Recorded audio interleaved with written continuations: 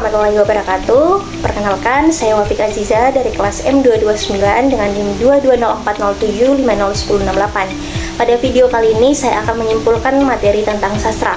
Nah, adapun materi pertama yaitu apresiasi dan kreasi sastra anak. Nah, untuk sastra anak ini mencakup semua bentuk tulisan kreatif dan imajinatif yang dirancang untuk mencerminkan perasaan serta pengalaman anak-anak, baik itu sebagai sarana hiburan maupun sebagai sarana pembelajaran. Nah, untuk apresiasi sastra anak ini terbagi menjadi dua. Yang pertama ada apresiasi reseptif. Nah, di mana apresiasi ini berfokus pada pemahaman dan penilaian sastra anak melalui membaca, mendengarkan, atau menonton pementasan.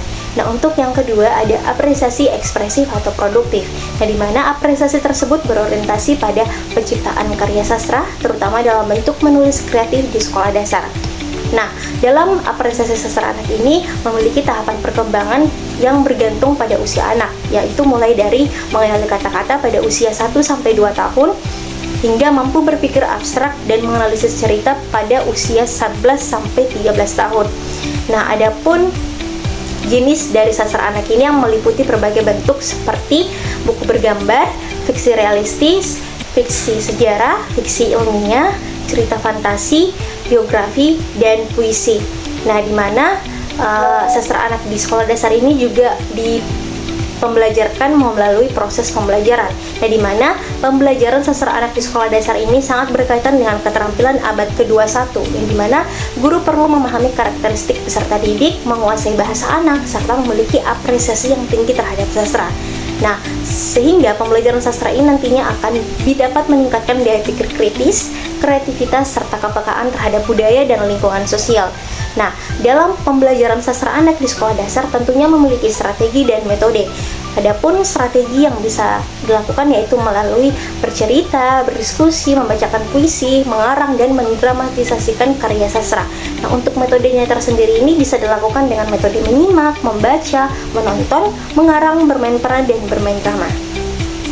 Nah, jadi di sini sastra anak ini memiliki peran penting dalam perkembangan kognitif dan emosional anak, di mana apresiasi dan pembelajaran sastra di sekolah dasar tentunya dapat meningkatkan keterampilan berpikir kritis, kreativitas, serta pemahaman sosial dan budaya anak-anak, yang tentunya itu sangat berkaitan dengan keterampilan yang dibutuhkan pada abad ke-21. Selanjutnya saya akan menyimpulkan materi kedua, yaitu materi puisi. Nah, puisi ini bisa diartikan sebagai bentuk karya sastra yang memiliki ciri khas berupa penggunaan bahasa yang padat, ritmis, serta keterikatan pada rima dan jumlah baris. Nah, menurut zamannya, puisi ini dapat dibedakan menjadi dua. Yang pertama ada puisi lama. Nah, puisi lama ini tersendiri bisa diartikan sebagai puisi yang terikat oleh aturan tertentu seperti jumlah kata dalam baris, jumlah baris dalam bait, serta pola rima dan irama. Nah, adapun contoh dari puisi lama ini yaitu ada mantra, ada pantun, karmina, seloka, gurindam, syair, dan talibut. Nah, untuk jenis yang kedua ada puisi baru. Nah, puisi baru ini adalah puisi yang bentuknya lebih bebas daripada puisi lama, baik itu dalam segi jumlah baris, suku kata, maupun rima. Nah, puisi baru ini dibedakan lagi berdasarkan jenisnya. Nah, jenis puisi baru menurut isinya yaitu ada balada, himne, ode, epigram, romans, elegi, dan satir. Nah, untuk jenis puisi baru dilihat dari bentuknya yaitu ada distikon, quatrain, queen, sektet, septime, oktav atau stanza, dan sonata. Nah, karya sastra menurut genre atau jenis ini terbagi atas puisi, prosa, dan drama. Nah, dari segi bentuknya itu biasa kita mengenal adanya puisi terikat dan puisi bebas. Nah, untuk mengapresiasi puisi ini, pembaca perlu memahami isinya dengan menciptakan kontak melalui pembacaan dan penghayatan. Nah, adapun terdapat beberapa fungsi dari puisi ini yang meliputi ada fungsi emotif, fungsi referensial, fungsi puitik, fungsi fatis, dan fungsi konatif. Nah, dan juga puisi ini bisa dibedakan lagi jenisnya berdasarkan dari segi pengungkapan maknanya, yaitu terdiri dari puisi yang transparan dan puisi diapan. Nah, untuk jenis puisi ini juga dilihat dari segi ragam penulisannya, yaitu terdiri dari puisi naratif dan puisi deskriptif.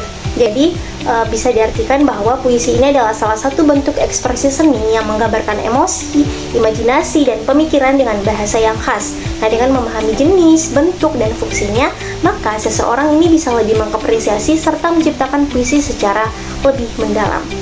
Nah, itulah kesimpulan materi yang telah saya baca. Semoga apa yang saya sampaikan bisa dipahami dengan baik. Sekian dan terima kasih. Wassalamualaikum warahmatullahi wabarakatuh.